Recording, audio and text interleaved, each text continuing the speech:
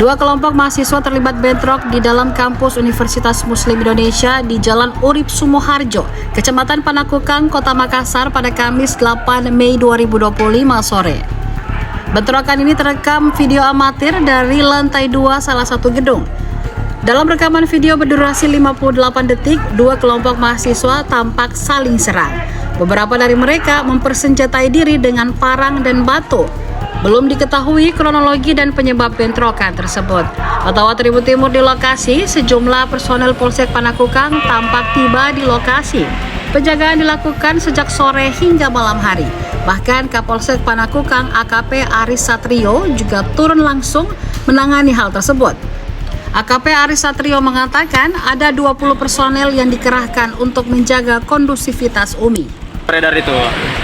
Nah, itu video beredar. Masih kami dalami kebenarannya. Untuk sampai saat ini belum ada terlihat itu seperti yang ada di video. Nah, namun demikian kami tetap melaksanakan kegiatan pencegahan. Jadi kami masih standby di sini. Ini video beredar dari kampus mana dikatakan? Itu masih kami dalami. Ada kemungkinan dari sini atau mungkin dari kampus lain. Kalaupun memang ada kemungkinan dari sini, itu tidak tahu kapan itu terjadi pasnya. Tapi kami tadi sempat di sini, yang kondisinya tidak ada hal-hal yang seperti demikian. Berarti sudah kondusif tadi Bang ya? Sampai sekarang kami dapatkan secara lihat langsung kondusif. Masih simpang siur, masih kami dalami apakah betul itu terjadi apa tidak.